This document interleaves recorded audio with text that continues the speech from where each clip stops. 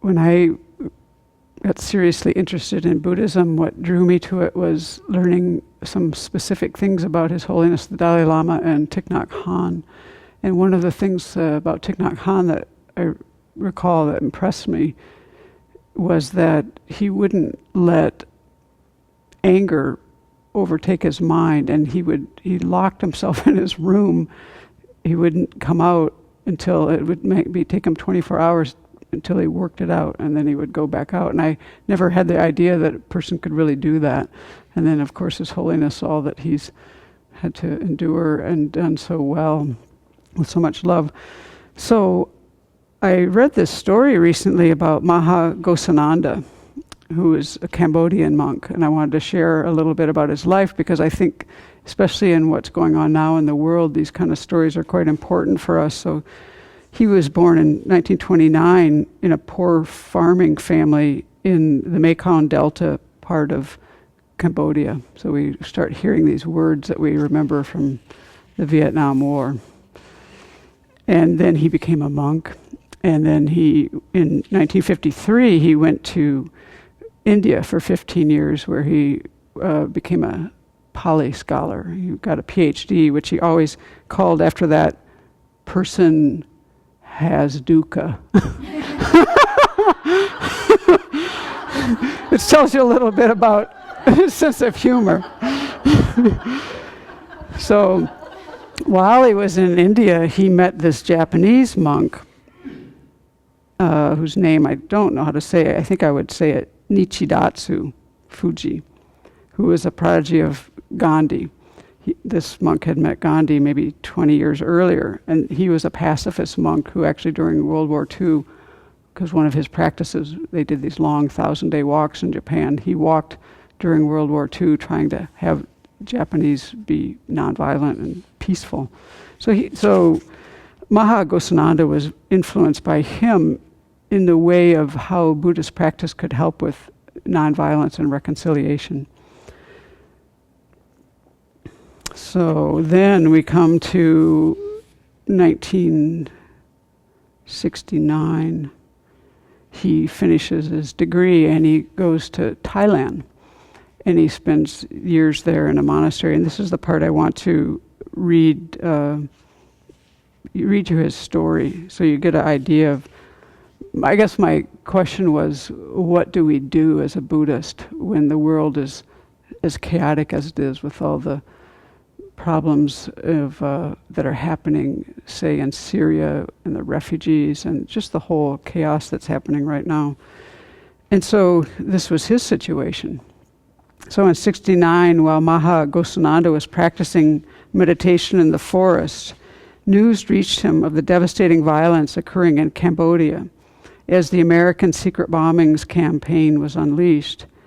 The United States began a series of bombing raids in Cambodia that lasted for 14 months as a part of the attempt to shut down the Ho Chi Minh Trail and end the Vietnam War.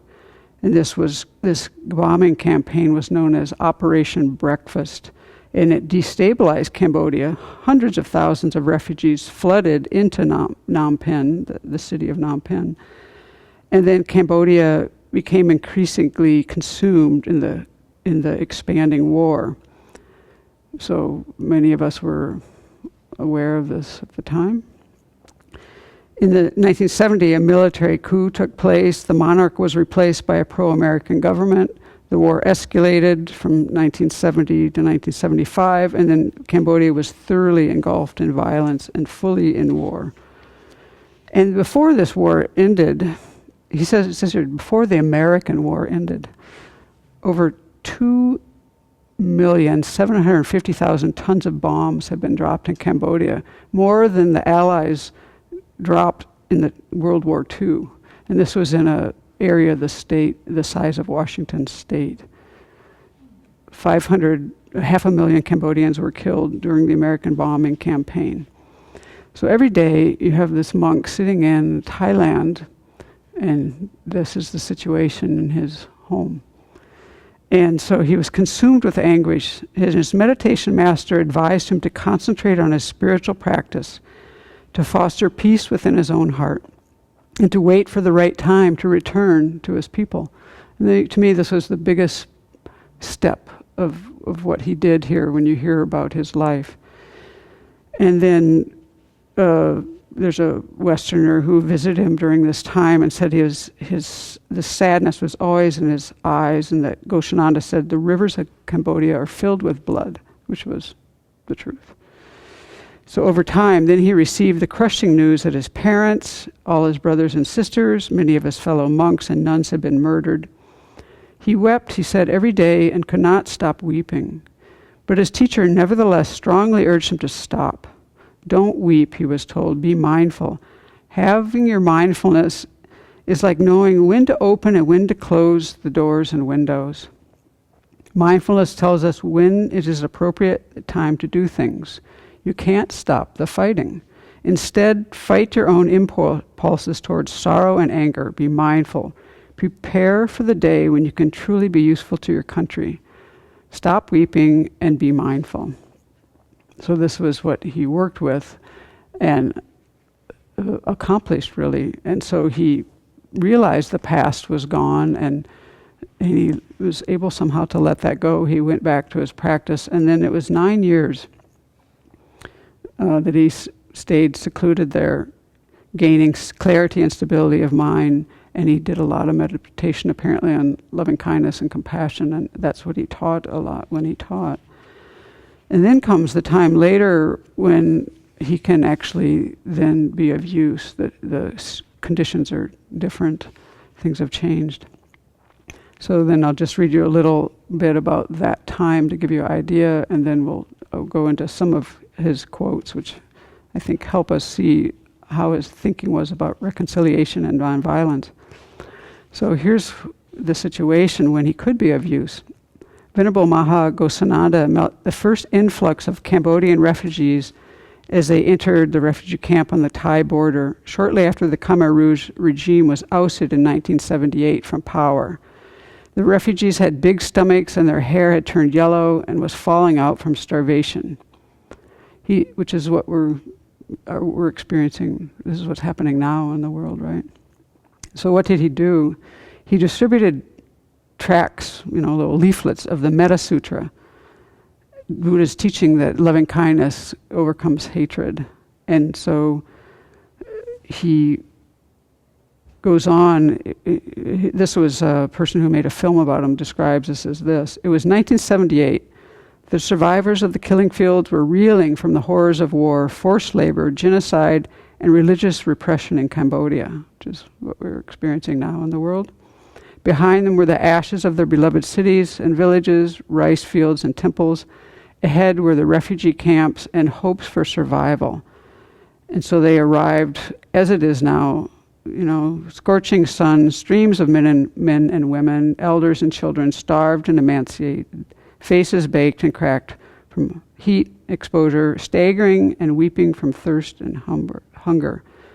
50 miles away, on a steep winding pass, an ancient bus creaked its way down the mountain. Maha Ghosananda was perched cross-legged in a rigid seat with his head bowed. His eyes were closed, his saffron robe draped gracefully to the floor. And here he is amidst all the fumes and the screeching tires, and just overflowing with compassion. He walks into this camp 3 days after the refugees arrived.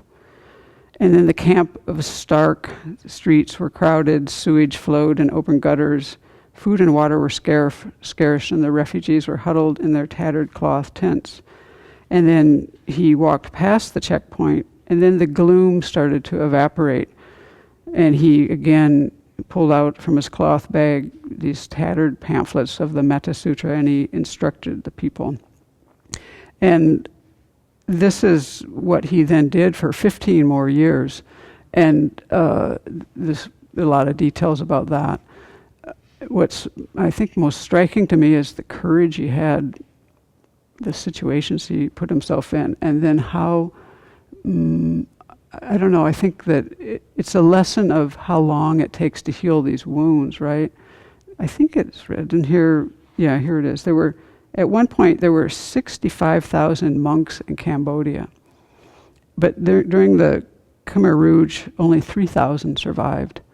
So this is really what was going on there. And so then at one point when the Khmer Rouge got toppled, then they were fleeing too because the Vietnamese had invaded. So now you had both factions in the refugee camps. And this was his big, what he was able to help with a lot was helping them to get along within the camps, right? Because you had enemies together now in the same place. So here's what he, leave aside all the details there. It's a little book you can read called The Buddha of the Battlefield.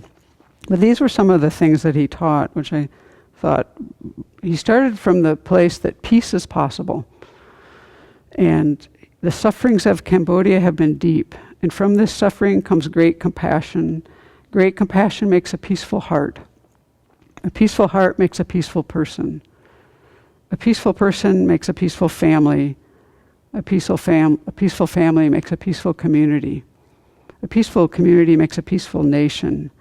And a peaceful nation makes a peaceful world. So we just took it from the individual level and tried to help people understand this from all the way up. Hatred will not kill you. There is no need for another enemy. Hatred will kill you. There is no need for another enemy. So this is the things he taught. And then just a few short other, one thing that struck me a lot is how hard it is. He recognized how hard it is to have the attitude to overcome hatred for an enemy when you've had such great loss. And it's obvious there that this stretched on for so many decades that many people had known nothing but war, right?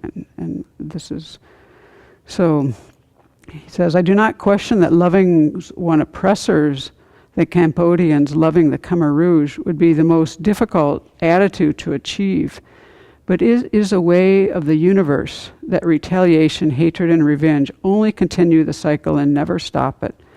Reconciliation does not mean that we surrender rights and conditions. It means we see ourselves in the opponent. For what is the opponent but a being in ignorance? And we ourselves are also ignorant of many things. Therefore, only loving kindness and right mindfulness can free us. And so then he has a lot of, he advocates that as Buddhists be out walking with the people, be in the prisons, he calls these the temples for us to go to. And then someone asked him, how can ordinary people become peacemakers? And he responded by saying, just take care of yourself, just love yourself, be compassionate with yourself. Then you are a peacemaker because peace begins with you. So peace is possible, even when things seem dire. And so we need to recognize how, take these examples for how we want to practice no matter what the conditions are.